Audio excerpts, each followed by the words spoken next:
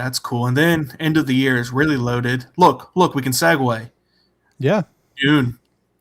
We got a Dune. Dune Yeah. 3 trailer. I mean, I don't have this is the first trailer. It didn't tell us a whole lot, but I definitely want to talk about it here for a minute. You know, everybody's talking about the Odyssey and it's going to be this, big cinematic thing. Mhm. Gosh, man. I don't think It's it's going to hold a candle to Dune 3. I don't either. And even if it's gorgeous, I mean, those shots in that trailer, Looks that even is, better. yeah. Looks even better than Dune 2. And Dune 2 is maybe one of the best looking movies ever made. Oh, for sure. And It this looks Dune Part 1 and 2 is one of the greatest achievements for science fiction on the big screen. It's and man, I'm so ready for this third one. Now, I did find it very so they released these posters, all the posters along with the trailer, and there's the one with Florence Pugh, Yeah. and she's like covered in like Caked lotion, in mud, caked in caked in mud mud or or something. clay or yeah. And people are like, "What's going on here?" And it's like, "Hi, I read Dune Messiah. I also don't know what's going on here. I got no clue. I haven't Right. read Dune Messiah, but I saw people saying that. I have not. I have not had. I listened to the audiobook of the first Dune, and I was like, "Oh my gosh, that was incredible. I need to take a break from Dune," and I never got back around to Dune Messiah, uh, which I do want to. I mean, you've said it's great, but I think you've questioned before, like, how do you turn Dune Messiah into a movie?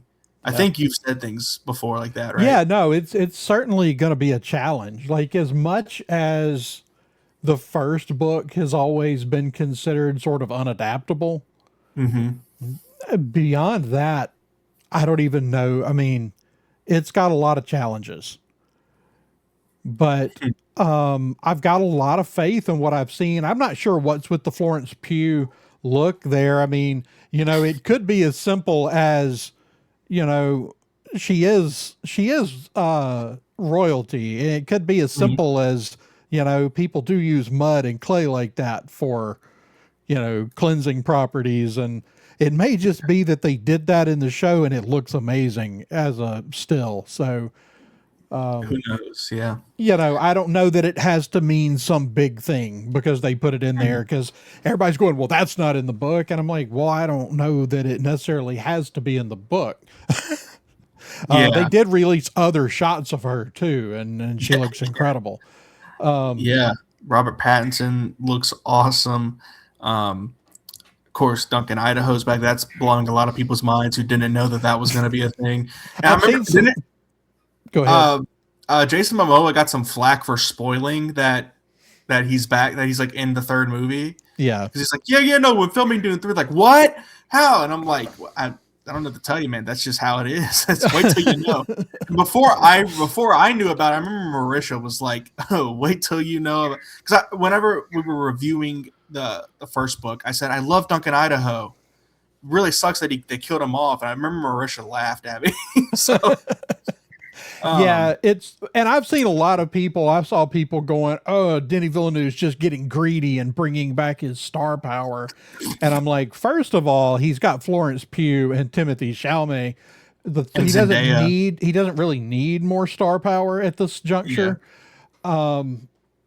But yeah, like I saw, people going, "Oh, they're just getting greedy," and it's like, no, this is This is a big this is deal. this is yeah.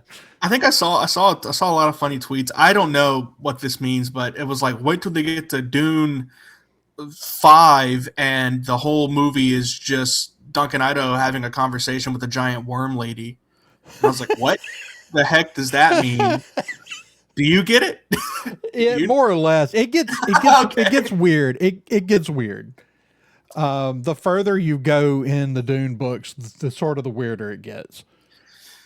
Well, this looks good. This movie looks amazing. Yeah, and I think this will be. 17 I years. think this is. Denis Villeneuve initially said he was going to do the first two and walk away. Then he decided he wanted to do the third one.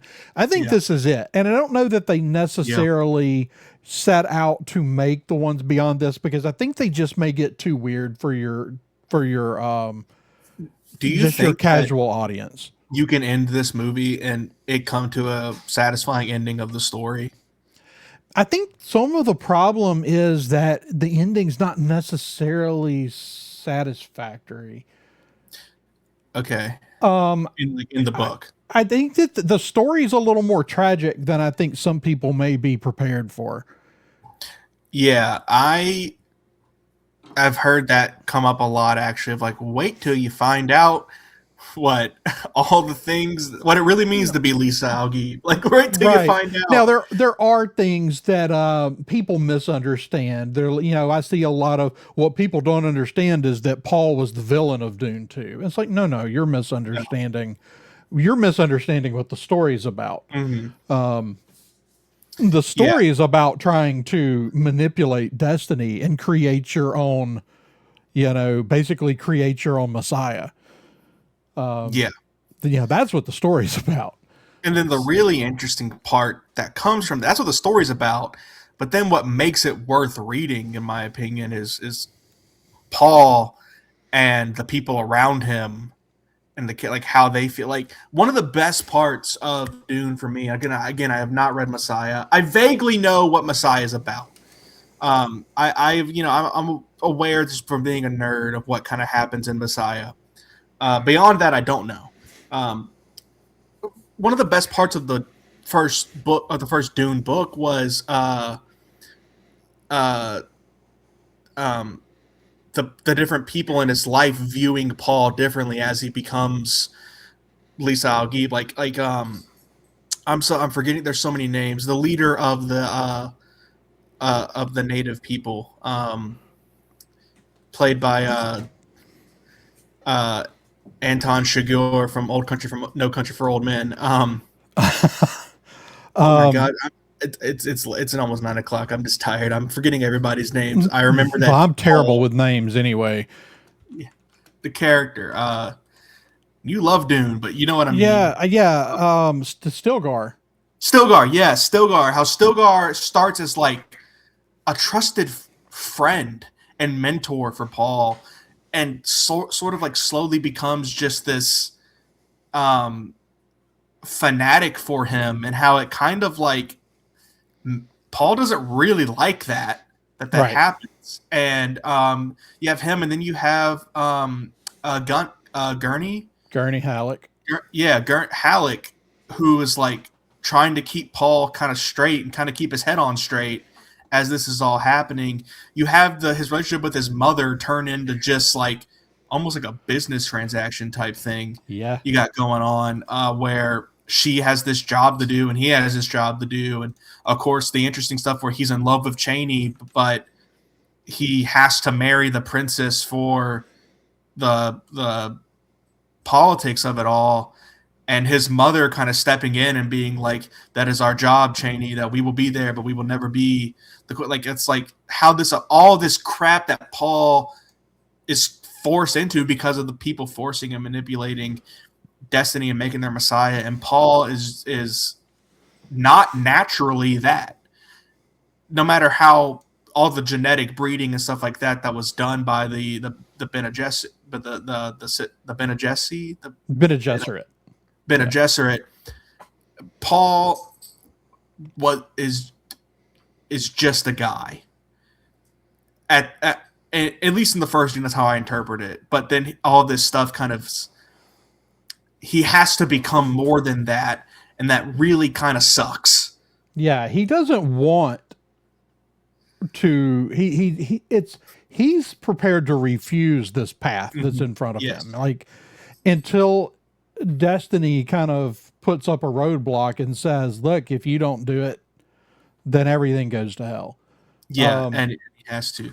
Like he just wanted, and like he loved his father, and he wanted to like take. He was prepared to be, in charge in the same capacity his father was. And then after, this is my Right. interpretation of reading the book, and somebody who's not read it multiple times and has not been a fan for nearly as long as you have, Andrew, or others. But this is just my sort of interpretation. Is like his father is killed. He wants revenge. Mm-hmm. He wants to avenge his father and his house and the people that were killed, and Duncan and the people that he cares about. He grows to care about the people of Arrakis, but like all this other stuff that comes along with it, of like basically becoming king of the world, Yeah. like, whoa, whoa, whoa, whoa. I did not sign up for this, but it's sort of what has to happen. It's sort of put in front of them, Yeah. and that's interesting. And I think Doom Messiah is going to be interesting. I don't know how it's going to be received if it goes the way of the book, Yeah, I but don't know. I I mean, think I'll like it. I think it's going to be really, really good, and I think we're going to get a lot of we're going to get new characters here. Obviously, Anya Taylor-Joy is Mm-hmm. going to be in this one, which I mean, hell of a year she's having right now. She's of course got that coming up, and Super Mario Galaxy coming up, and was just apparently cast in The Hunt for Gollum. So Oh, yeah, she gonna play Gollum? yeah, I think so. I think Gollum's. I think she's playing Gollum's mother. Wait, actually? No, Okay, I that's. thought, oh, wait, are we getting a flashback It's of? very likely she's playing It's very likely that she's playing Arwen. That's the That makes sense. That yeah, makes sense. I like that. Yeah, she's having a great run the past few years. She did the hmm Menu, yeah, Furiosa. Uh, yeah, she's great, and that's awesome. I think her character gets weird.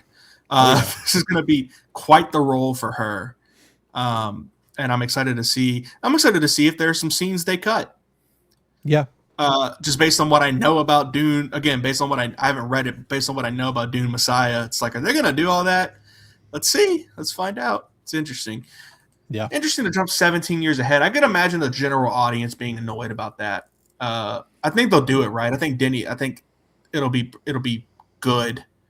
But Yeah, I could imagine like a general audience walking in. It's like, wait, 17 years later, what? I hope that we get a little bit of exposition for the in Mm-hmm. between, because I think that some of the more casual fans may be a little lost on what has transpired in that 17 years, Mm-hmm. especially since we see in this trailer, we see Paul and Shawnee talking about the name of their child. Yeah. And, we left off with them not necessarily doing so hot. Yeah, exactly. And And it's like, so, wait, are they even going to have children, or is Chani just going to be a sex slave for him for eternity? Is that what was kind of implied at the end of that movie?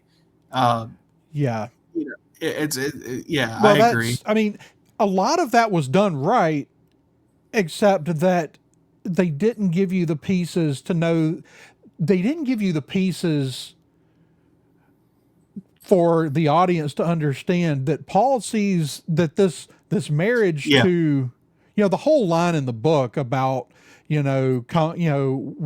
being concubines, but history will mhm. call us wives. This, line Yeah, yeah, yeah. involving From Chani, Lady Jessica. and so I don't think a lot of people understood, and of course this is there's a lot of real world, not these days, but once upon a time of, Hmm. these political marriages don't mean much as far that Yeah, they're strictly political, and that's what I don't. Yeah, I do don't what. remember if the movie portrayed it well, but in the book, it was made very clear from Paul that he's marrying the princess, but like he will never love her. He will never see her as anything other than a political tool. I Um, think I and that he think loves. in the I think in the movie, I think that they conveyed that to the audience from Paul's perspective, but Paul never conveyed that to Chani. Right? Yeah. In the book, he has a conversation with Chani about it. Yeah, I think, right? And I don't. I Yeah, I believe don't so. remember. I think so. I might I'm be pretty like, sure. I might be melding together the book and the old limited series, the show. I might be melding some Yeah. things together, but It's and these are kind of seem like small details, but with a story as kind of complex as Dune, I do think it kind of matters. yeah, Um, in the book, I walked away kind of feeling bad for the princess, yes, while yes, in the movie, I'm all my sympathies on Chani. right. They definitely flipped that. Okay, I'm glad that makes sense. What I'm saying, like, because in the book, it's like, oh, that this poor princess who doesn't even seem like that Yeah, bad of a person. No, she's not, and she becomes Yeah. a bargaining chip. Yeah. And I think Florence Pugh is going to do great in this role. Oh, I do too. I'm excited to see what they do with it, and also I think that the movie looks great. It's going to be a Yeah. great movie. And It's I going to be love the kind of the last line in the trailer when Paul's talking to his mother and says, "What would my father have done?" And yeah, she, your father never started a war. yeah, yeah. Lady Jessica is a frustrating character for me, but in a good way. Right. Because she's so complicated, and actually, I think it's one of the more interesting characters Yeah. in the book. And it's like you're not because she's not just the protagonist's mother. Like yeah, I don't know. I think Rebecca Ferguson's really great. I think this movie is going to be amazing. Now the question is, do I go see that or Doomsday first? Hey there, sci-fi fans. We hope you enjoyed this clip from a previous live stream of the Science Fictionary podcast. We hope you'll go check out other episodes. We hope you'll hit that like and that subscribe button. And please go check out all of our friends over at the Red 5 Network. And as always, may the Force be with you.